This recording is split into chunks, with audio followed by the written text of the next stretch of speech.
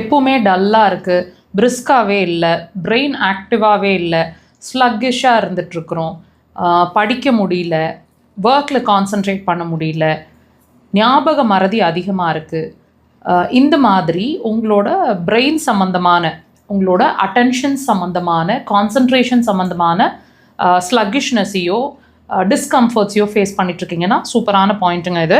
Location பாருங்கள், தம்மோட மேல் பகுதியில் மார்க் பண்ணியிருக்கிறோம், தெரியுதுங்களா? 2 தம்லேயுமே அந்த பாயிண்ட்டை மார்க் பண்ணியிருக்கிறோம். ப்ரெஷர்ஸ் வந்து இப்போ அவங்க ப்ரெஷர் பண்ணி காட்டுவாங்க பாருங்கள், இந்த மாதிரி ப்ரெஷர்ஸ் நீங்களே உங்களை ப்ரெஷர்ஸ் கொடுத்துக்கலாம். டீப்பாக இருக்கட்டும், நகம் வச்சுருந்தீங்கன்னா ப்ரெஷர்ஸை வந்து நல்ல நகத்தில் அந்த இடம் ஃபுல்லாகவே ப்ரெஷர் கொடுங்க. ஒரு 15 to 20 seconds கண்டினியூஸாக ப்ரெஷர் கொடுங்க. டீப்பாக இருக்கட்டும், பெயின் கொஞ்சம் உங்களுக்கு வலிக்கட்டும், ப்ரீத் இன் ப்ரீத் அவுட், அது மாதிரி தேவைப்பட்ட ஒரு 10 முறை வரைக்கும் பண்ணுங்கள்.